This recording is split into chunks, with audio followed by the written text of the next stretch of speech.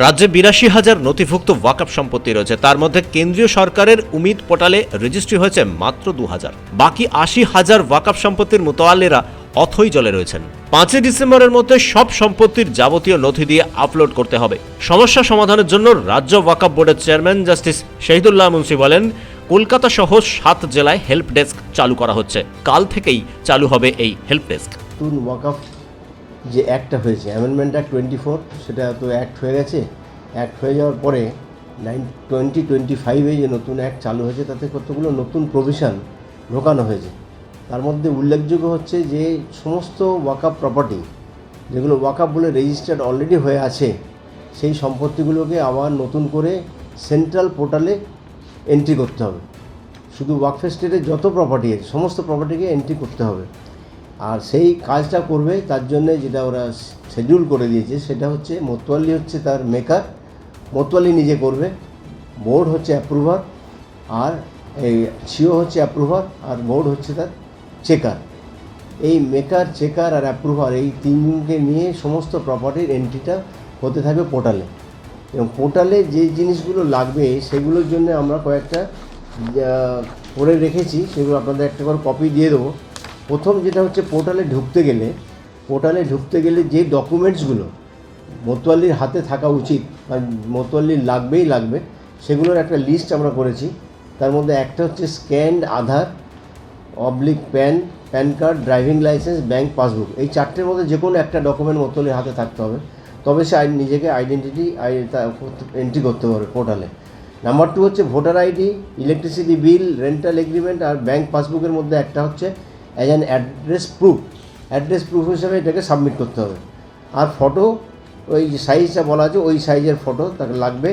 মোতওয়াল্লিশিপের appointment order either by the board or by the court, কোর্টের order হলেও হবে, বোর্ডের অর্ডার হলেও মোতওয়াল্লি হিসেবে সে নিজেকে জাহির করতে পারবে। আর ওয়াকফ রেজিস্টারের কপি লাগবে, ডিডের স্ক্যান কপি লাগবে, PIPOR assessment IB copy of each of the plot, দাগ, প্রেমিসেস, এই ডিটেলসগুলো দিতে হবে। এগুলো এন্ট্রি করার সময় লাগবে। প্লট ওয়াইজ বাউন্ডারি ডিটেলস লাগবে, lease, rent, encroachment, litigation details যদি কিছু থাকে কোনো প্রপার্টি যেটা এন্ট্রি করা হবে তার এই ডিটেলসগুলো লাগবে। অ্যানুয়াল অ্যাকাউন্টস যেগুলো সাবমিট করেছে মোতওয়াল্লিরা ওয়াকফ বোর্ডে, তার লাস্ট 3 ইয়ার্সের ডিটেলস দিতে লাগবে। আর মিউটেশন ডিটেলস মানে সম্পত্তিটা কীভাবে রেকর্ড হয়ে আছে, ওয়াকফ বলে রেকর্ড হয়েছে কি হয়নি, এবং সেটা কোন রেকর্ড, লাস্ট রেকর্ড কোথায় এন্ট্রি হয়ে আছে, সেই ডিটেলসগুলো লাগবে। আর ওয়াকিফ ডিটেলস মানে কে ওয়াকফ করে গেছে, এটা বাই ডিড ওয়াকফ হয়েছে কিনা, কোনো ব্যক্তি তার নিজস্ব প্রপার্টি ওয়াকফ করেছেন কিনা, না বাই ইউজার কোনো প্রপার্টি ফ্রম টাইম ইমেমোরিয়াল ইউজ হচ্ছে যে ওয়াকফ সেই হিসাবে এনরোল হয়েছে কিনা বোর্ডে, সেই ডিটেলসটা লাগবে। আর ওয়াকফ এস্টেটে যদি কোনো ব্যাঙ্ক ডিটেলস থাকে সেই ব্যাঙ্ক ডিটেলসটা দিতে হবে। তো এই প্রত্যেক মোতাওয়াল্লিকে 13টা কাগজপত্র তৈরি রাখতে বলা হয়েছে। চেয়ারম্যান বলেন, শেষ মুহূর্তে আমরা উদ্যোগ নিচ্ছি যাতে আরও কিছু সম্পত্তি নথিভুক্ত করা যায়। ওয়াকফ বাই ইউজারকে আর নতুন করে এনরোলমেন্ট করা যাবে না, সেটা অলরেডি অ্যাক্টে ডিসাইড হয়ে গেছে এবং সেটার টাইম সীমা 8 এপ্রিল পর্যন্ত ছিল। 8 এপ্রিল পরে আর হবে না। 8 এপ্রিলের পরে আরও 3 মাস ছিল, 3 মাস। তো সুতরাং সেই সময়ের মধ্যে যারা ভালো জিনিস তুললেন, এখানে ওয়াকফ বোর্ডেই কিছু অ্যাপ্লিকেশান আমাদের এখানে পেন্ডিং ছিল।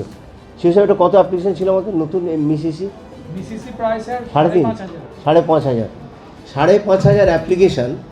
আপনি যেটা বলছেন এই যে গ্রামের মসজিদ অমুক তুসুক, যেগুলো অ্যাপ্লিকেশান ছিল 5,500 অ্যাপ্লিকেশান এখানে পেন্ডিং ছিল ফর এনরোলমেন্ট। তার মধ্যে বেশিরভাগই ওয়াকফ ডিড ছাড়াই, মানে on the basis of user, কোথাও মাজার আছে, দরগা আছে, কবরস্থান আছে, মসজিদ আছে, এরকম 5,500 অ্যাপ্লিকেশান পেন্ডিং ছিল। এবং সেটা আমাদের নজরে আসায় আমি সেগুলো সবই আমরা তুলে তার অর্ডারও হয়ে গেছে, সেগুলো সমস্ত রেডি করে ফাইল করে আমরা এনরোলমেন্ট করে দিয়েছি। কারণ এনরোলমেন্টের সময়সীমা তো 8 এপ্রিল, তারপরে তো হবে না, সেগুলো আমরা ডিসপোজ অফ করে দিয়েছি। এবার যারা 8 এপ্রিলের পরে আগে যারা করেনি তাদের কিন্তু ওই ওয়াকফ বাই ইউজারের কোনো অ্যাপ্লিকেশান করা সম্ভব নয়। তাদের একমাত্র রাস্তা আছে ওয়াকফ ট্রাইব্যুনালে গিয়ে একটা দরখাস্ত করতে হবে, এবং ট্রাইব্যুনাল যদি অর্ডার দেয় সেই অর্ডারের ভিত্তিতে এনরোলমেন্ট বা রেজিস্ট্রেশন বা পোর্টাল রেজিস্ট্রেশন ডাটাবেসে তুলতে পারবে ডিটেলসটা। সেইটার জন্য মাত্র 6 মাস টাইম আছে। আর এখানেও আছে হ্যাঁ 8 এপ্রিলের পর থেকে 6 মাস। যে সমস্ত প্রপার্টি এনরোলমেন্ট হয়ে গেছে, যেগুলো হতে পারেনি সেগুলোর জন্য টাইম নিতে হবে ট্রাইব্যুনালে গিয়ে, ওয়াকফ ট্রাইব্যুনালে অ্যাপ্লাই করতে হবে কনসার্ন মোতোয়াল্লি লিগে। কারি ফজলুর রহমান বলেন, মুতাওয়াল্লিরা উম্মিদ পোর্টালে সমস্ত তথ্য আপলোড করুন। সমস্যা সমাধানের জন্য বোর্ড সব ধরনের সহযোগিতা করবে। এদিনের সাংবাদিক সম্মেলনে ছিলেন ওয়াকফ বোর্ডের সিইও অর্ঘ্যপ্রসূন কাজী। শেখ এরশাদের সঙ্গে আব্দুল ওদুদের রিপোর্ট, পূবের কলম ডিজিটাল।